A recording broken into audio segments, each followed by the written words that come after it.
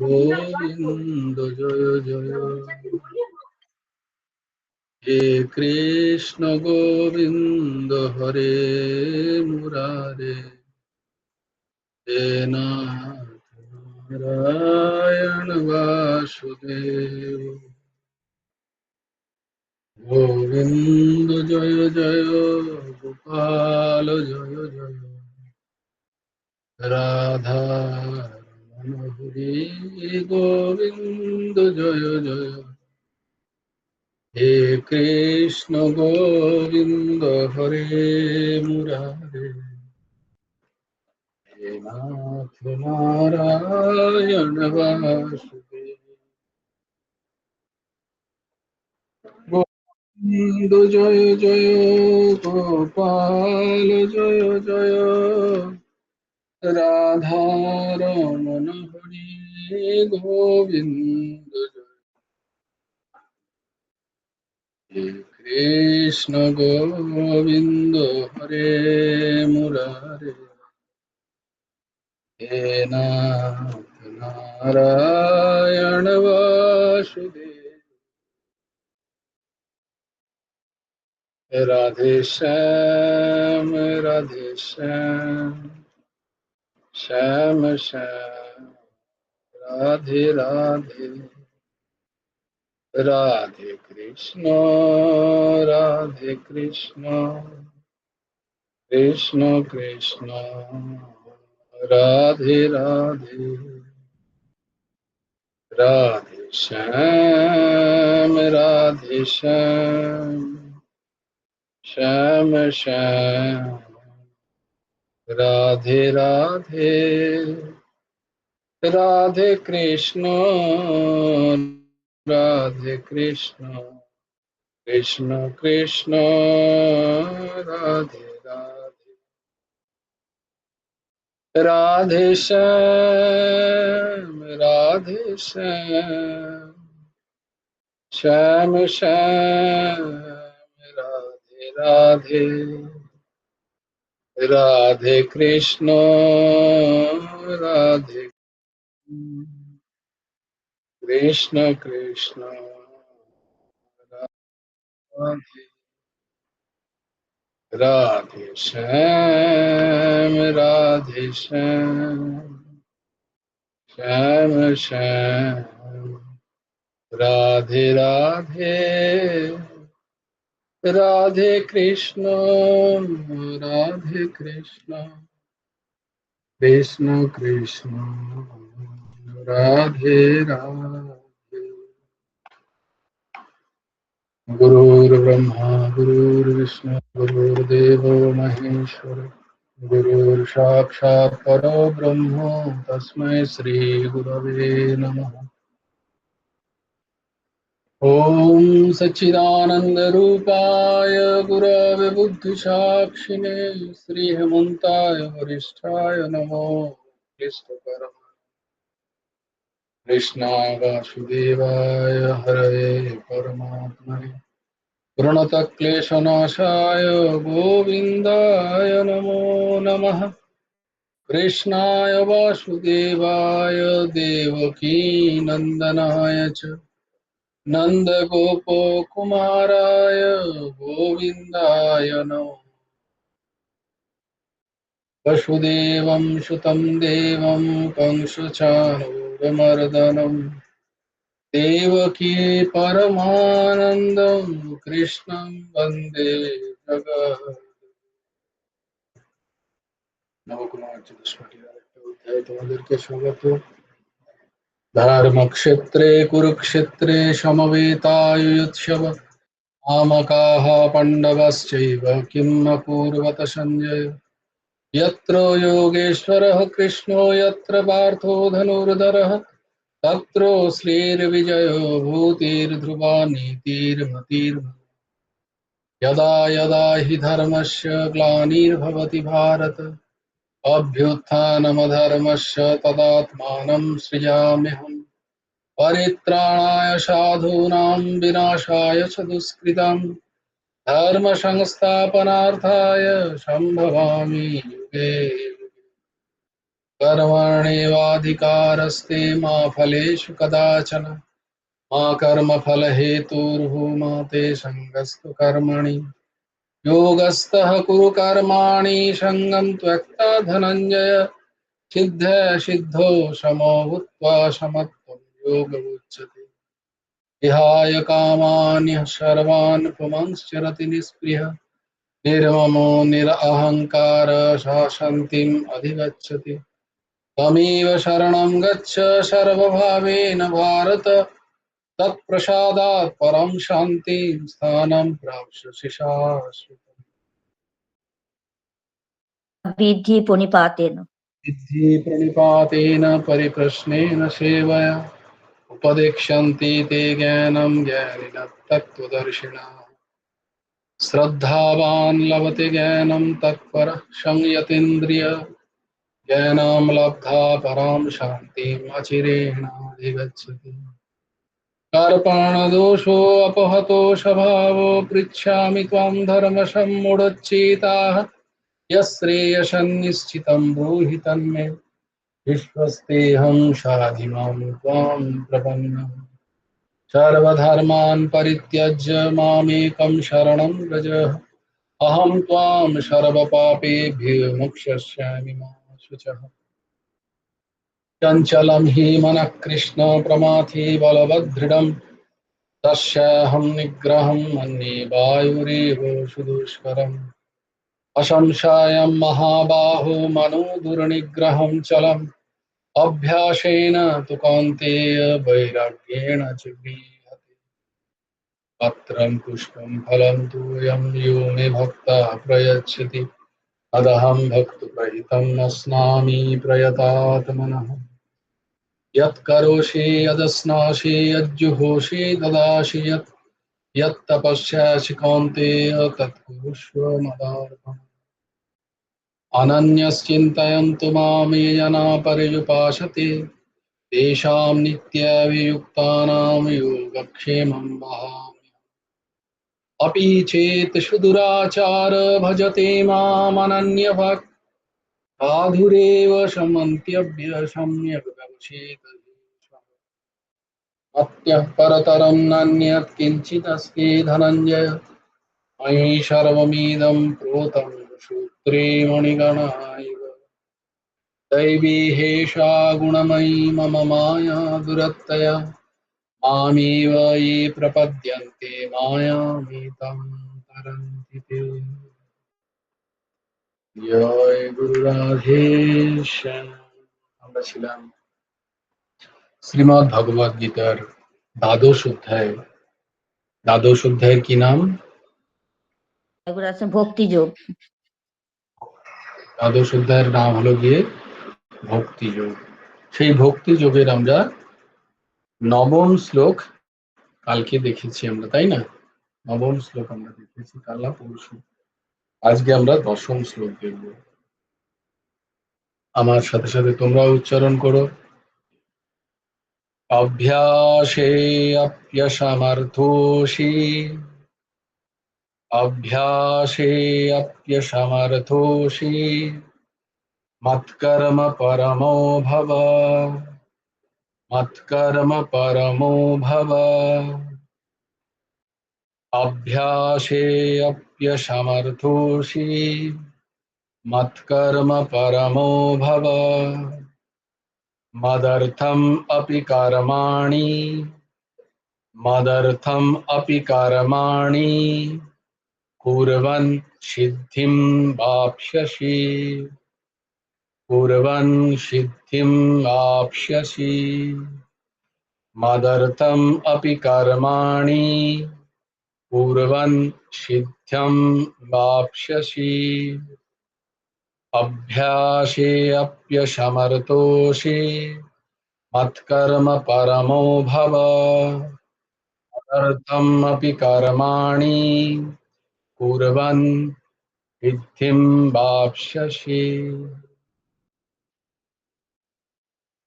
অভ্যাসে আপি,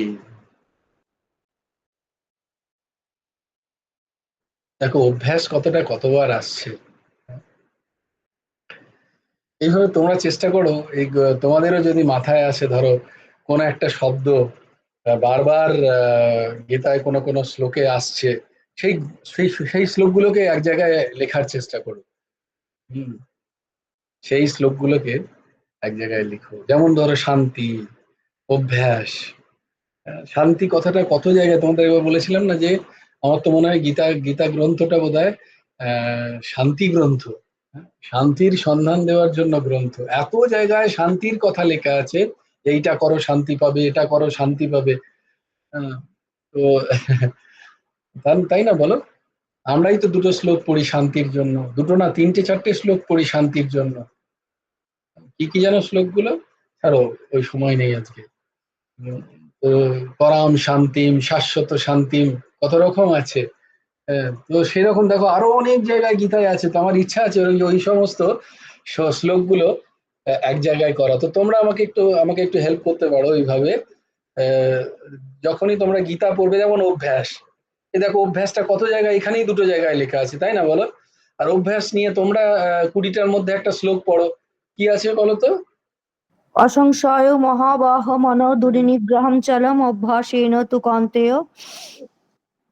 বাহ, সুন্দর। অভ্যাসেন তো কন্তেয়, তারপর তারপর বৈরাগ্যেন চ গৃহতে। তো এই শ্লোকটা আগে লেখো, তারপরে দেখো দ্বাদশ অধ্যায়ের নবম শ্লোক লিখে নাও, দ্বাদশ অধ্যায়ের দশম শ্লোক লিখে নাও। একটা জায়গায় অভ্যাস, হেডিংটা দাও অভ্যাস বলে। দিয়ে এই সমস্ত শ্লোকগুলো এক জায়গায় লেখো।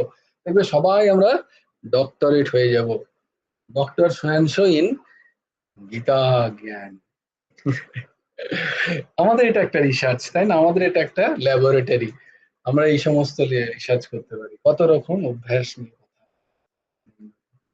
তো সেই অভ্যাস যোগের কথা, ওটাও কিন্তু অভ্যাস যোগেরই কথা। অভ্যাসেন তো কৌন্তেয় বৈরাগ্যেন চ গৃহতে, ওখানে কিন্তু ভগবান অভ্যাস যোগের কথাই বলছেন। এখানে কোনো কিছুই যোগ ছাড়া কিছু বলছেন না ভগবান। এমনি এমনি কেউ কিছু বলছেন না যে জিমে গিয়ে একটু অভ্যাস করে এসো, এরম কথা ভগবান কোথাও বলছেন না। সকালবেলা গিয়ে একটু হেঁটে এসো, কোমরে লাগছে। তো না, সে যেখানেই বলছেন ভগবান তার নিজের সাথে যোগের কথাই বলছেন। বাহ, তো এই হচ্ছে কথা। তো এখানেও ভগবান ভগবান বলছেন অভ্যাস অপি, অভ্যাস যোগেও, অভ্যাস অপি মানে অভ্যাস যোগেও অসমর্থ হাসি, অসমর্থ যদি হও, মৎকর্ম পরমঃ ভব, আমার জন্য কর্মপরায়ণ হও, মদর্থম, আমার জন্য কর্মাণি, কর্ম কুর্বন আপি, করতে থাকলেও, সিদ্ধিম, সিদ্ধি, অবাবশসী, লাভ করবে। যদি তুমি অভ্যাস যোগেও অসমর্থ হও, তবে আমার জন্য কর্মপরায়ণ হও, আমার জন্য কর্ম করতে থাকলে তুমি সিদ্ধি লাভ করবে।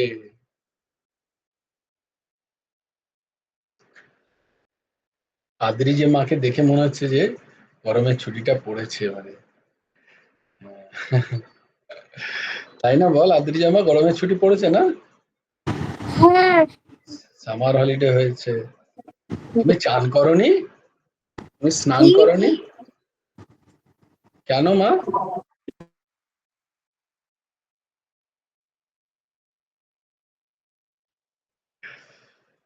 8টা পর্যন্ত স্নান। প্রথমত হচ্ছে গিয়ে ব্রহ্ম মুহূর্তের স্নান তো দৈব স্নান, আর সত্যগুণের আহ, কিন্তু তারপরেও 8টা পর্যন্ত খুব টেনে হিজড়ে ছাড় আছে। আমি তোমাদের সিদ্ধান্ত বলছি। আহ, 8টার পরে স্নান। হুম, দেখো, একটা আদ্রিজা মাকে বলা নয়, ছোট বাচ্চা মেয়ে, আদ্রিজা মাকে ধরে বাকি সবাইকে, এই দাসকে শোনাচ্ছি আমি। 8টার পরে স্নানকে বলে হয় অসুরি স্নান। যে 8টার পরে স্নান করে তার, এই স্নানকে আসুরি স্নান বলা হয়। সকালের প্রথম স্নান, বাকি তো 3বার 4বার স্নান করতে পারবে, কোনো অসুবিধা নেই। বলে প্রথমটা আমি ছেড়ে দিয়ে আমি দ্বিতীয়টা করছি এখন, সেটা করলে তো আলাদা কথা। কিন্তু প্রথম স্নান করতে হবে 8টার মধ্যে, ওটাকে বলা হয় দৈবিক স্নান। যারা যারা প্রত্যেক দিন ওটাকে প্র্যাকটিস করে নাও, 8টার আগে আমাকে যেভাবে হোক স্নান করে নিতে হবে। আমি প্রায়ই দেখেছি যে বিশেষ করে বাঙালি পরিবারেতেই আমি দেখেছি যে বাহ্যে গিয়ে সে আবার ওই একই কাপড়ে পরে এসে বসে, চাটা খাই পরে স্নান করবো। এই অভ্যাস বোধহয় তোমারও দেখো নিশ্চয়ই ঘরে, বিশেষ করে বাবাদের মধ্যে খুব আছে এগুলো। এখন স্নান কেন করব, এখন কেউ এত তাড়াতাড়ি কেউ স্নান করে? বাহ্যে চলে যায় তারা ঘুম থেকে উঠে, দিয়ে তারা ওই একই জামা কাপড় পরে এসে ঘোর রজতম গুণের উৎপত্তি হবে বুদ্ধিতে। বলে এটা আবার কি, এর মধ্যে আবার কিছু আছে? বলে হ্যাঁ আছে, স্নানও একটা বিজ্ঞান। তাই আদির যে মা, কাল থেকে মাকে বলবে, মা আমি 8টার আগে স্নান করে নেব, ঠিক আছে? দরকার হলে একটু গরম জল করে নেবে। করবে তো মা? মাথাটা নাড়ো, হ্যাঁ এরকম করে নাড়ো। মাকে বলবে, মা আমাকে 8টার আগে স্নান করিয়ে দাও, যেটু বলেছে। পারলে তুমিও করে নাও। সবাইকে বলবে, বাবা যে যে আছে শুনবে না তার জন্য ঝগড়াঝাঁটি করো না, কিন্তু বলতে থাকবে, দিদুন তুমি করে নাও, দাদু ঠাম্মা যাই আছে যা সবাইকে বলবে 8টার আগে স্নান করে নিতে। হ্যাঁ বলবে তো? তার আগে তোমাকে স্নান করতে হবে কিন্তু। হ্যাঁ শুক্লাদি বলো। জয়গুরু রাধে শ্যাম। বলছি কি ভাই, যে আমাদের তো বড় বড় চুল, আমাদের এই মাথায় চুল ভিজিয়ে স্নান করা কিন্তু খুব মুশকিল হয়ে যায়। তো সেইটা না করলে কি হবে না? আমরা যেমন না কাপড় ছাড়ি, গায়ে এই স্নান এই করি, ব্যাপারটা আমি এখনো শাস্ত্রে কোথাও পড়িনি, চুল ভিজিয়ে কিন্তু স্নান করা দরকার না চুল না ভিজিয়ে স্নান করা দরকার। মানে আমার জ্ঞান তো সেরকম নেই, আমি তো কারোর কাছ থেকে শুনেছি। মানে স্নান বলতে তো পুরোটাই বোঝাচ্ছে। এবার আমরা তো ধরো স্নান পারি বলতে না, তো পুরোটাই মাথা বোঝায়। ভিজে এখন জানি না যে এই স্নান ব্যাপারটা করা কি করতেন। আমরা পারি না। তাহলে আমাদের দেখতে হবে যে দ্রৌপদী মা, তারপরে কি বলে আমাদের অরুন্ধতী মা, ওরা কি করতেন ওই সময়? ওরা কি চুল ভিজিয়ে স্নান করতেন না চুল না ভিজিয়ে স্নান করতেন? হ্যাঁ? জয়গুরু রাধে শ্যাম। কুন্তলা মা, হ্যাঁ বলো। বলছি কণিকা দেবী আমি বলো। একবার মাত্র আমি ধীরাজি মাকে জিজ্ঞাসা করেছিলাম হুম এই স্নানের ব্যাপারে, এই হুম কার্তিক মাসে। হুম তো উনি বলেছিলেন যে দিদি ওই তুমি 5টার সময় স্নান করার দরকার নেই, গঙ্গা জল ছিটিয়ে করবে, আর যখন স্নান করবে গঙ্গা গঙ্গা বলে মাথায় জল ছিটিয়ে নেবে, তাহলে হবে, মাথায় স্নান না ব্যাস, করলেও। তাহলে তো দেখো সমাধান হয়ে গেল, আর কোনো চিন্তা নেই। ধীরাজি মা বলে দিয়েছেন মানে ব্যাস হয়ে গেল, কোনো চিন্তা নেই। গঙ্গা গঙ্গা বলে জল ছিটিয়ে নিলেই হবে। হ্যাঁ।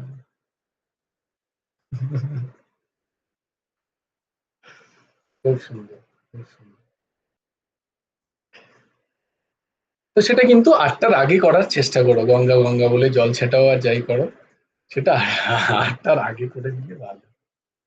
জয়গুরু রাধেশ্যাম। হ্যাঁ ভাই, আমরা সকালবেলা উঠেই মানে এই কাজটা করি। সকালবেলা উঠে মানে ভগবানের নাম করেই আমরা প্রথমেই বাহ্যে যে একবারে জামা কাপড় ছেড়ে ওই হ্যাঁ গা ধুয়ে চলে আসি, কিন্তু মাথা এটাই ভাই উচিত, ধুতে পারি না। না এটা দরকার নেই। মিথ্যা বলে লাভ নাই, মাথা ধুতে হ্যাঁ পারি না। মাথা ধুলে আমার এমনি একটু প্রবলেম হয়, শরীর খারাপ এই হয় কাল ওই থেকে জন্য। তাহলে ওই একটুখানি জল নিয়ে গঙ্গা গঙ্গা করে দিও মাথার উপর। হ্যাঁ হ্যাঁ হ্যাঁ হ্যাঁ এটা তো হ্যাঁ, এইটাই ঠাকুর ঘরে উচিত, এসে এটাই, তারপরে আমি তাই জন্য আমি বাবাদের কথা বললাম, মায়েরা প্রায়ই করে এটা, কিন্তু বাবারা দেখেছি আমি তারা কিন্তু করে না।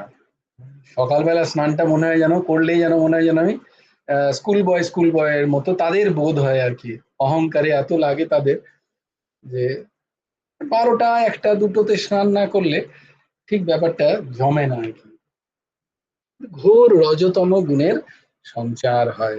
হুম, সেখানে কোথাও সাত্বিক গুণের সঞ্চার হয় না। এটা হচ্ছে, আমি কোথাও থেকে শুনেছি, আমি তোমাদের বললাম, এটা কোনো আমাকে ধরো না।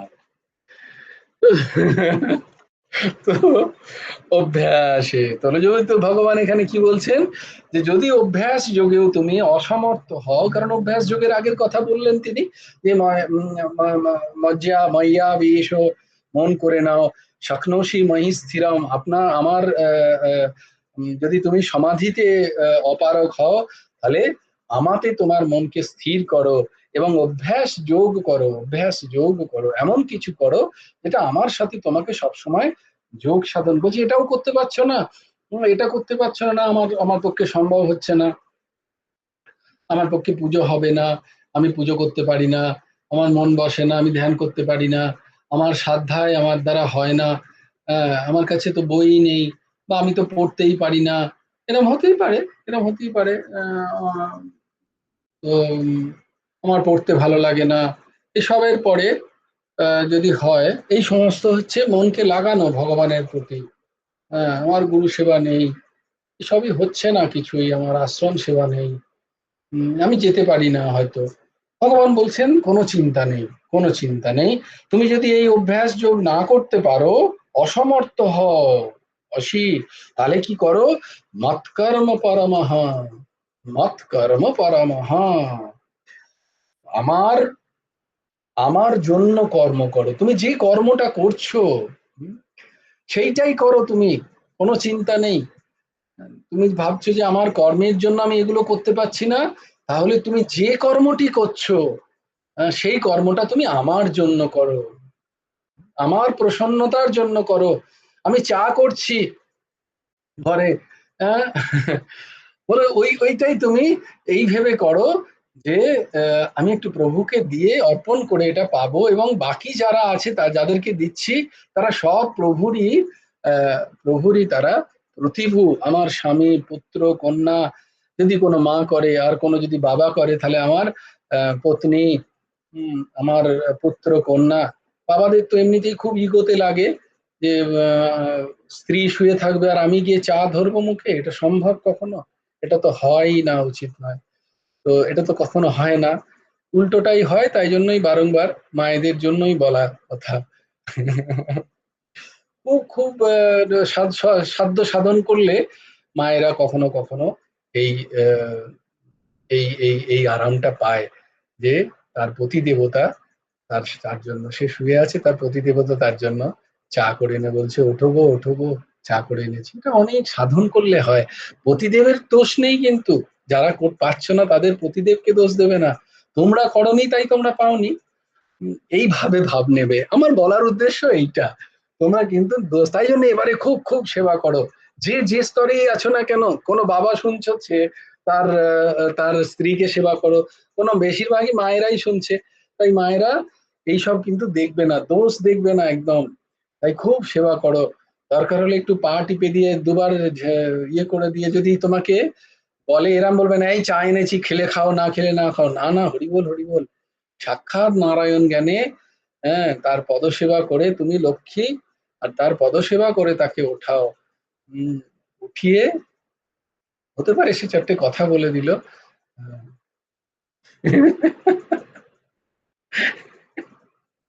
কিন্তু এটা তখনই হবে যদি 8টার আগে স্নান করো।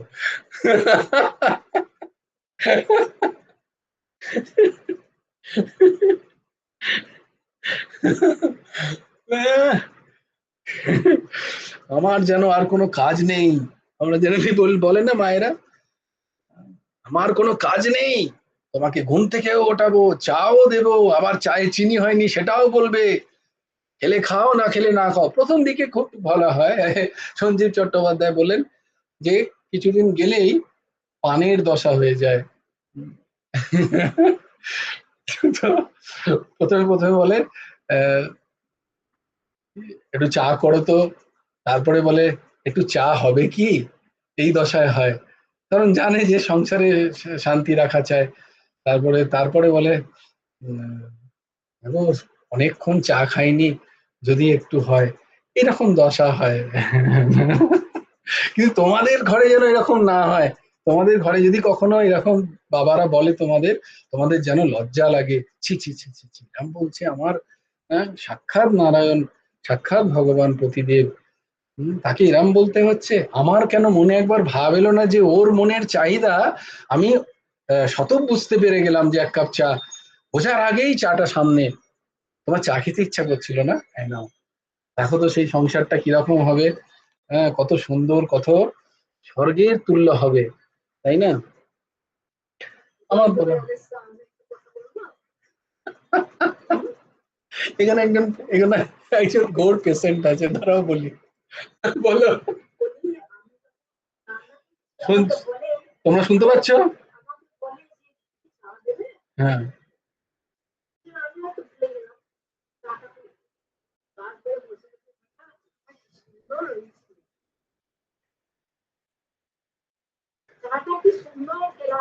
এটা বলে না।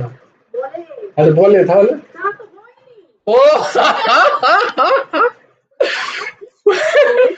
বলছে, আমি শুনতে পাচ্ছি না। আমি বলছি তোমাদের, আমি আমি ন্যারেট করে দিচ্ছি, তোমার চিন্তা নেই। তো এখানে কলাবিকার দিদিমা তো বলছে এলো, হয়তো আমি তখন রান্না করছি, তো এসে কলাপিকার দাদু বললো যে একটু চা করে, চা হবে? রোদে জ্বলে পুড়ে এসছে হয়তো, দিয়ে বলে একটু চা চা করে দাও না, একটু চা হবে। তো যথারীতি আহ, এত রান্নার মাঝখানে আবার চা, কারণ চা করার জন্য বুঝতে পারছি, আমি বুঝতে পারি, কারণ যেহেতু এই দাসও তো উনুনে যায়, তাই বুঝতে পারি খুব কষ্ট। দুটো রান্না হচ্ছে, ধরো একটাকে নাবাতে হবে, সেটাকে ইয়ে সাবার চায়ের বাসন সেটা হয়তো নাবানো আছে, সেটাকে পরিষ্কার করতে হবে। মায়েদের কষ্ট আমি বুঝতে পারি। তো এত কষ্টতে ধর ছাড়ো তো বলে ভুলে গেছে। বেসিক্যালি ভুলে যায়নি, এটা ভুলে তখনই যাই আমরা যখন আমাদের ইচ্ছা থাকে না, বস্তুটা আমাদের ইম্পর্টেন্স থাকে না বলেই আমরা ভুলি যে কোনো জিনিস। দেখো, এটাই যদি বলতো যে শুনছো এই 10,000 টাকা এখানে রাখলাম, সামলে রেখো, তখন কিন্তু ভুলবো না, তখন সব ছেড়ে ছেড়ে দিয়ে আগে ওই টাকাটা আলমারিতে কিভাবে ঢোকানো যায় তার চেষ্টা করব। কারণ আমার কোনো ইম্পর্টেন্স নেই ওই চায়ের ব্যাপারে। অনেক দিন ধরে খাইয়েছি, প্রায় 20, 25, 30 বছর ধরে। এখন আর ইন্টারেস্ট নেই খাওয়ানোর, কারণ এখন পাওয়ার কিছু নেই, এখন দিতে হবেই আমাকে, এরকম স্থিতি। তো ভুলে গেছি। তখন গিয়ে কলাপিকার দাদু বলে অনেকক্ষণ পরে, আহা কি সুন্দর চাটাই না খাচ্ছি, অপূর্ব চা খেলাম। আর তার চাইতে ইচ্ছা হয় না তখন আর, তখন সে দোতর্তক শব্দ বলে আর কি, অপূর্ব চায়ের স্বাদ, খুব সুন্দর চা খেলাম। তখন এবার বুঝতেই পারছো কলাপিকার দিদার তখন টিকিটি চলে যায়। কেন গো, ভালো করে বলতে পারো না, আমি কি ভুলতে পারি না? তো বুঝতেই পারছো তখন চায়ের গরমের সাথে অনেক কিছু গরম তখন। তখন চায়ে জল ঢেলে টেবিলে রাখলেই চাটা ফুটতে থাকবে, এরকম স্থিতি হয় প্রায়। তখন কে লক্ষ্মী আর কে নারায়ণ।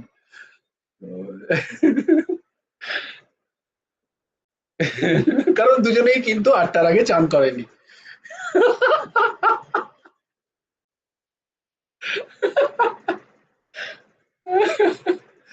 হরি বল, হরি বল। জয়গুরু রাধেশ্যাম ভাই, বলছি এই যে বিরক্তি ভাবটা আমাদের আসে, কারণ কাজকে আমরা কাজ বলে ধরে নিয়েছি, তাই যোগ বলে ভাবিনি বলে, তাই তো? আচ্ছা, একদম সত্যি তো ঠিক। আমাদেরও আসে, বিরক্ত লাগে সত্যি খুব। কেন কি কাজকে আমরা কাজই বলে ভাবি, কাজটা যে কারণ আসলে যোগ, সেই হ্যাঁ, মানে এটা যে ধারণাটা সেবা, আমাদের মনের মধ্যে এই হয়নি। সেবার সেবার ভাব আমাদের মধ্যে নেই, আমাদের মধ্যে সেবার ভাব নেই। আমাদের মধ্যে সেবার ভাব ততক্ষণ থাকে যখন আমাদের চাহিদাগুলো পূরণ হয়। সেই চাহিদাগুলো, চাহিদা মানে খুব ভালো করে দেখো, বিচার করো, তোমরা সব বুদ্ধিমান। যতক্ষণ আমাদের চাহিদা পূরণের বিষয় থাকে কোনো ব্যক্তির কাছে, তখন কিন্তু আমরা ভুলি না, আমরা এতটাই স্বার্থপর। অপরকে দোষ দিও না, নিজের মনের স্থিতি দেখো সবাই। হুম, তারপরে এটা আমাদের কাছে অব্লিগেশন হয়ে যায়, এটা আমাদের কাছে কাজ হয়ে যায়। হ্যাঁ, তাই না বলো? তাই না?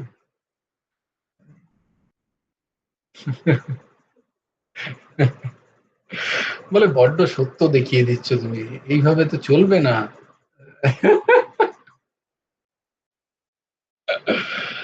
এটাই সত্যি, এটাই সত্যি, এটাই সত্যি।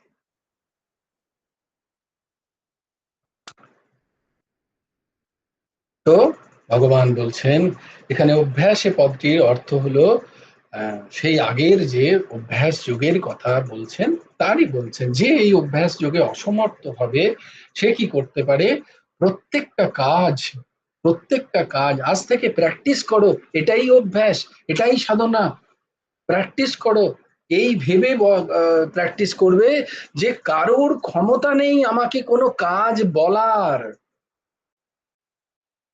আমাকে যদি কেউ কাজ বলছে জানবে সেটা সাক্ষাৎ ভগবান বলছেন।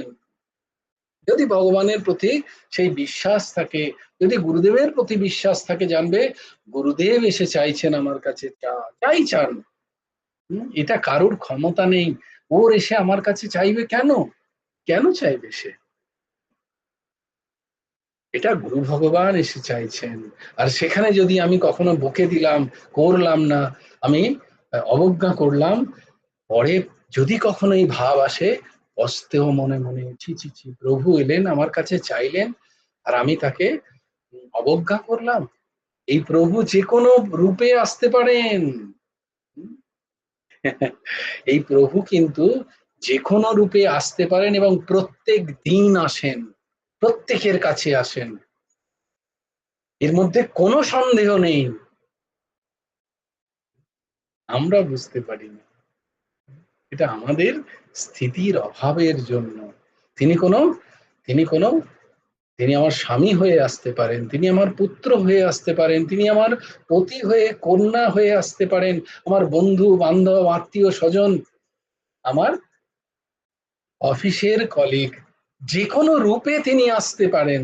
তোমার এই মনের স্থিতিকে তিনি একবার টোকা মেরে দিয়ে যান, দেখো তোমার মনের স্থিতি কি, এইটুকুতেই রেগে গেলে, আমিই তো ছিলাম।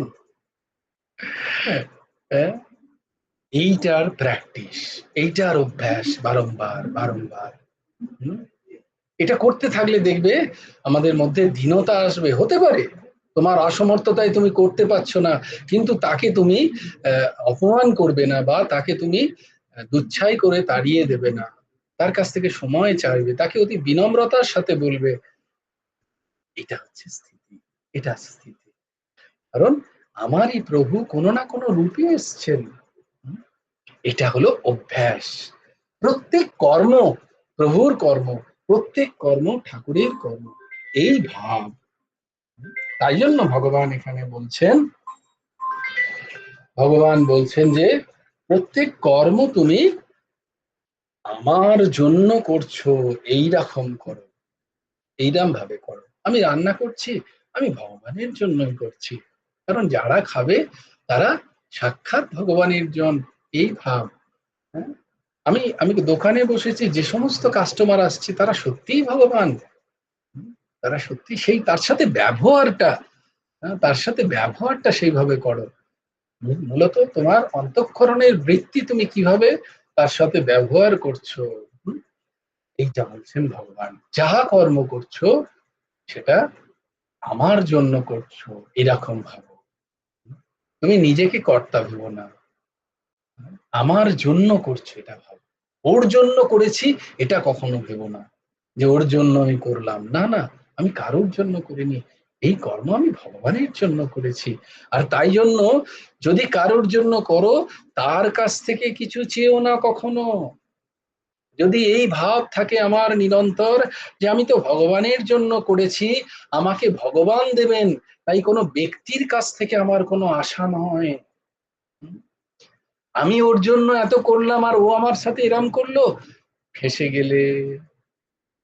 তুমি তার মানে ভগবানের জন্য করনি, তুমি ব্যক্তির জন্য করেছো, তুমি নাম রূপের জন্য করেছো, তুমি সংসারের জন্য করেছো, তুমি তোমার গর্ব অহংকারের জন্য করেছো, তুমি ভগবানের জন্য করনি। যদি ভগবানের জন্য করো তাহলে বোধ কি হবে, না আমাকে ভগবান দেবেন।